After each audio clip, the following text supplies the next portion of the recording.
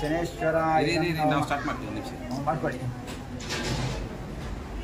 ವೀಕ್ಷಕರೇ, ಈ ದೇವಾಲಯ ತುಂಬ ವಿಶೇಷಗಳಿಂದ ಒಳಗೊಂಡಿದೆ. ಈ ದೇವಾಲಯದ ವಿಶೇಷಗಳು ಮತ್ತು ಇಲ್ಲಿನ ಚರಿತ್ರೆಯ ಬಗ್ಗೆ ಇಲ್ಲಿನ ಅರ್ಚಕರ ಹತ್ರ ತಿಳಿದುಕೊಳ್ಳೋಣ. ಅರ್ಚಕರೇ ನಮಸ್ಕಾರ. ತಮ್ಮ ಹೆಸರು?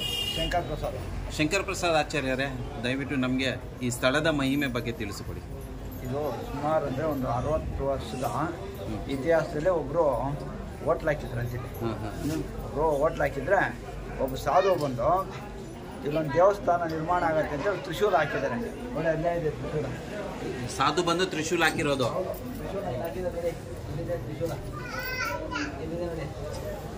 ತ್ರಿಶೂಲ ಕೆಳಗಡೆ ತೋರಿಸಿ ಸ್ವಾಮಿ, ಇದ ಇಟ್ಕೊಳ್ಳಿ, ತೋರಿಸಿ.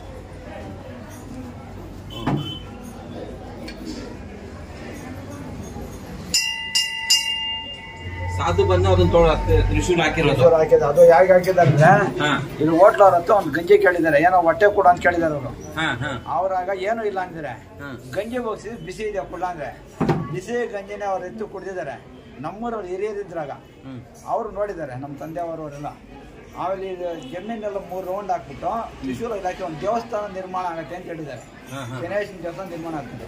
ಆಮೇಲೆ ನಮ್ಮೂರವ್ರು ದೊಡ್ಡವರು ಹಿರಿಯರು ದೊಡ್ಡಗಿರಪ್ಪ ಅಂತಿದ್ರು, ನಾಯಣಪ್ಪ, ತುಕಾರಾಮಪ್ಪ, ಪಟೇಲ್ ಮುನಿಯಪ್ಪನವರು ಇವರೆಲ್ಲ ಸೇರಿ ಸುತ್ತಮುತ್ತ ಗ್ರಾಮಸ್ಥರು ಸೇರಿ ದೇವಸ್ಥಾನ ನಿರ್ಮಾಣ ಮಾಡಿದ್ದಾರೆ. ಆವತ್ತಿನಿಂದ ಇಲ್ಲಿ ಸತ್ಯವಾಗಿ ಏನೇನು ಬೇಕಾ ಎಲ್ಲ ವಿಜೃಂಭಣೆಯಿಂದ ನಡೀತಾನೆ ಇದೆ. ಈಗಲೂ ಆಗ್ತದೆ.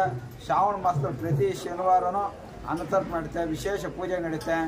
ಶನೇಶ್ವರ ಜಯಂತಿ ವೈಶಾಖ ಬೋಳ ಅಮಾವಾಸ್ಯೆಯಂದು ಶನೇಶ್ವರ ಹುಟ್ಟಿದಿನ ವಿಶೇಷವಾಗಿ ಅವತ್ತು ರುದ್ರಹೋಮ, ರುದ್ರಪಾರಾಯಣ, ಪಂಚಾಮೃತ ರುದ್ರಹೋಮ ಎಲ್ಲ ನಡೆಯುತ್ತೆ.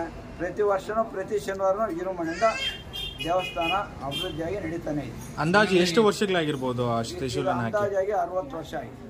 60 ವರ್ಷ ಆಗಿದೆ. ಆ ಹೋಟ್ಲ್ ನಡೆಸ್ತಾ ಇದ್ರಲ್ಲ, ಅವ್ರು ಏನಾದ್ರು? ಅವರಿಲ್ಲ, ಅವರು ಊರಿಗೆ ಹೊಟ್ಟೋದ್ರು. ಅವ್ರು ಹೊಟ್ಟೋದ್ರ ಊರಿಗೆ?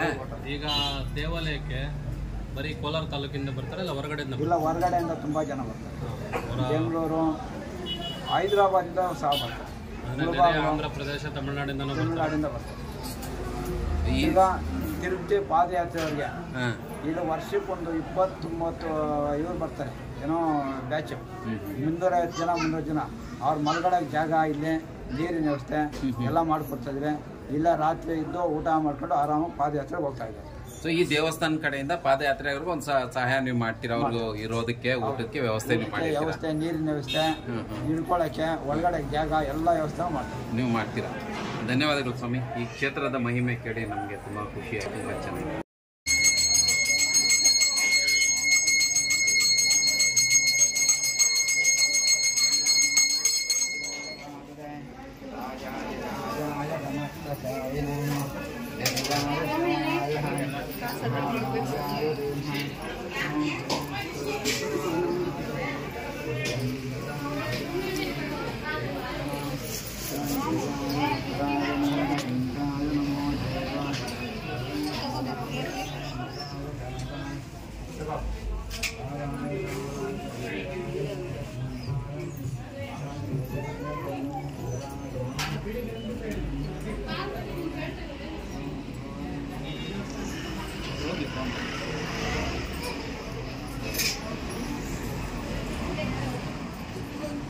ಅಮಾವಾಸ್ಯೆ ಬಂದು ಶನಿವಾರ 5 ವರ್ಷ 7 ವರ್ಷಕ್ಕೊಂದ್ಸರಿ ಶ್ರಾವಣ ಮಾಸದಲ್ಲಿ ಅಮಾವಾಸ್ಯೆ.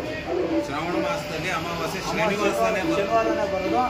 5 ವರ್ಷ ಅಥವಾ 7 ವರ್ಷಕ್ಕೊಂದ್ಸರಿ ಬರೋದು. ಅಂದ್ರೆ ಈ ಅಮಾವಾಸ್ಯೆ ಒಳ್ಳೇದ ಕೆಟ್ಟದ್ದು? ಅದು ಅಮಾವಾಸ್ಯೆ ತುಂಬಾ ಶ್ರೇಷ್ಠ. ಶನೇಶ್ವರ ಈ ವರ್ಷ ಬಂದಿರುತ್ತೆ. ಈ ವರ್ಷ ಬಂದಿರ್ತಂತ ಅಮಾವಾಸ್ಯೆ. ಬೆಳೆ ಎಲ್ಲ ಚೆನ್ನಾಗುತ್ತಾ? ಒಳ್ಳೆ ಚೆನ್ನಾಗಿ. ಈ ಬಾರಿ ಜನಗಳೆಲ್ಲ ಸುಭಕ್ಷವಾಗಿ ಸರ್ವ ಜನ ಸಿಕ್ಕಿ ಅಂತ ಎಲ್ಲ ಸೇವೆ. ಈ ಸರಿ ಮುಂಗಾರು ಆರಂಭ ಆಗಿರೋದ್ರಿಂದ ಒಳ್ಳೆ ಮಳೆ ಆಗ್ತಾ ಇದೆ. ಇದು ಶುಭ ಸೂಚನೆನಾ?